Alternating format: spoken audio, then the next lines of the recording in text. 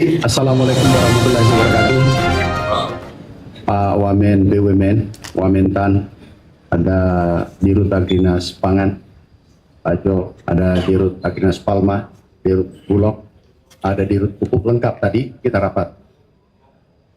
Ini adalah hasil tindak lanjut dari arahan Bapak Presiden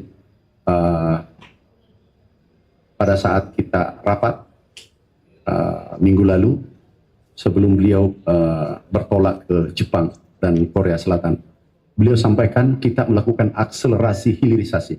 Yang pertama, untuk sektor pertanian, hilirisasi biofuel di saat kondisi geopolitik yang memanas, kita butuh langkah cepat. Dan Bapak Presiden betul-betul beliau visioner. Pada saat beliau dilantik, langsung mengatakan pangan diselesaikan, harus mandiri pangan dan mandiri energi. Sektor pangan alhamdulillah hari ini tertinggi sepanjang sejarah. Stok kita 4,3 juta, tidak pernah terjadi. Tahun lalu maksimal 4,2, hari ini 4,3 juta ton. Bulan depan 5 juta ton. Kita sudah kapasitas gudang hanya 3 juta ton. Kita sewa gudang 2 juta ton kapasitasnya. Ini selesai, pangan selesai. Jadi alhamdulillah bulan suci Ramadan bukan harga beras menjadi penyumbang inflasi. Dan puluhan tahun, 10-20 tahun terakhir, biasanya nomor satu penyumbang inflasi adalah beras. Ini selesai. Yang kedua adalah janji Bapak Presiden bahwa kita menyetop impor solar. Digantikan oleh biofuel sawit B50. Itu 5,3 juta ton.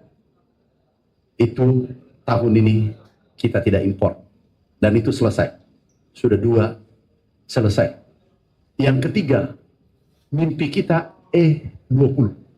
Apa itu E20? Etanol campuran bensin 20%. Dari mana? Jagung, ubi, dan tebu. Semua bisa tumbuh di Indonesia. Artinya ke depan bagaimana kita mandiri energi, mandiri pangan. Ini kita lakukan bersama-sama, kita bergerak bersama-sama. Tentu nanti Pak Wamen sampaikan atau direksi mau tambahkan. Nah ini kita kejar. Ini ada hikmah. Kondisi geopolitik yang memanas, itu ada hikmahnya bagi Indonesia. Kalau ini mandiri pangan, mandiri energi, ini visi besar Bapak Presiden, itu Indonesia sangat kuat ke depan.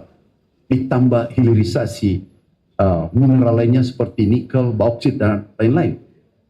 Kita bisa menjadi pemain utama di dunia, khususnya pangan dan energi. Tim semua lengkap.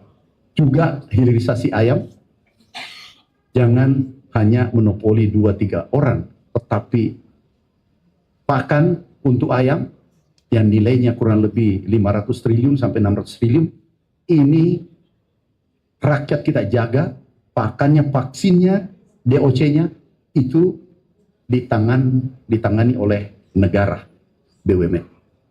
Insya Allah kita setelah pangan selesai, biofuel sudah ditunaikan 2 agenda besar Bapak Presiden. Sektor pangan 2 sudah menjadi kenyataan. Sekarang bagaimana kita dorong etanol menjadi energi E20 seperti negara Brasil. Brasil kalau tidak salah 27 apa 37. E37, E27, kita menuju sekarang lompat langsung mandatory E20 ke depan. Sumber daya kita cukup, lebih dari cukup.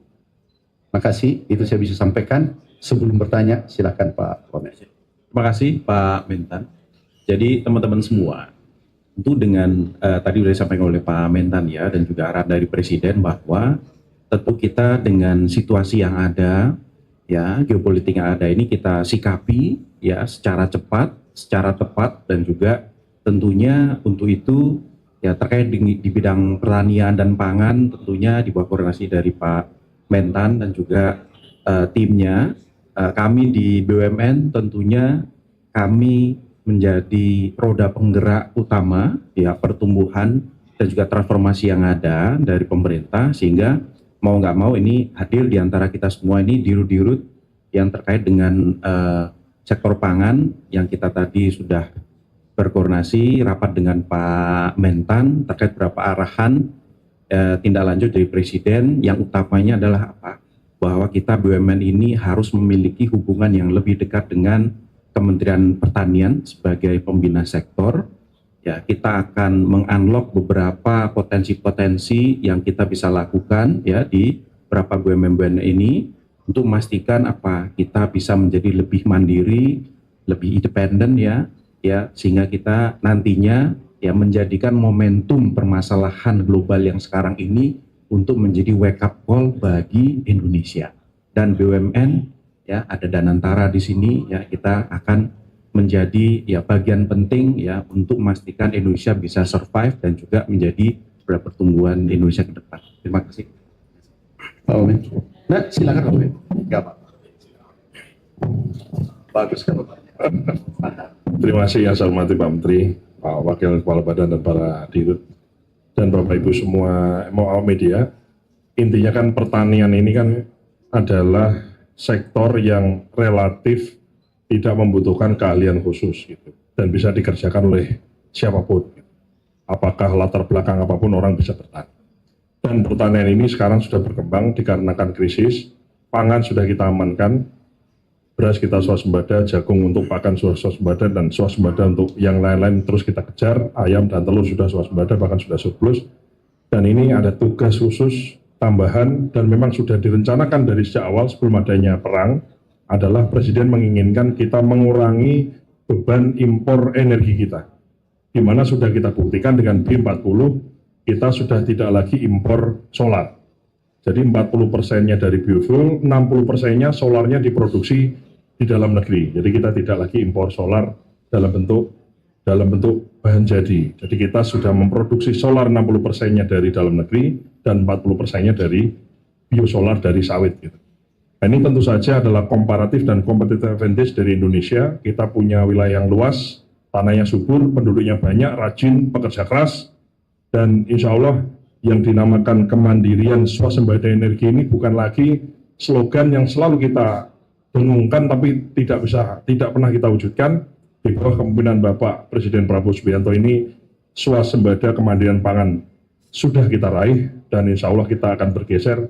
Salah satunya adalah kemandirian energi, di mana pertanian menyumbang dari sisi bioenerginya. Kira-kira itu tambahan saya Pak, terima kasih. Dan ini dukungan semua, ada petani, ada pemerintah, ada BUMN sebagai motornya, dan BUMN Pangan beserta Kementerian Pertanian, BP BUMN dan Danantara ini kompak. Apapun arahan Presiden kita laksanakan dengan sebaik-baiknya. Terima kasih. Wassalamualaikum warahmatullahi wabarakatuh. Ada yang lain? Silakan. Jangan dulu, saya tambahkan. Jadi gini, tolong teman-teman media, sayangilah sedikit aku dan seluruh tim ini. Dulu beritanya ada katanya mau impor 1.000 ton. Beritanya sampai ke ujung dunia. Begitu kita ekspor 2.280 ton. Beritanya kecil, tolong bantulah. Baru hayalan beritanya besar, kenyataan beritanya kecil. Tahu, maaf ya, kita PDB tertinggi selama Republik Merdeka untuk petani. Tidak pernah terjadi selama merdeka kepemimpinan Bapak Presiden Prabowo, harga pupuk turun 20%. Gak pernah terjadi, coba cek. Yang ketiga adalah biofuel, kita ini mandiri solar 5,3 juta ton kita tidak impor, tahun ini B50.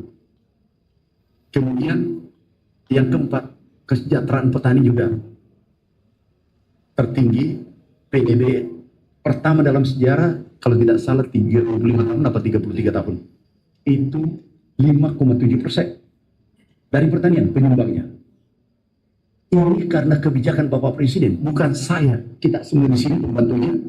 Kita ini kolaborasi, tolong disampaikan juga ke publik capaian-capaian ini.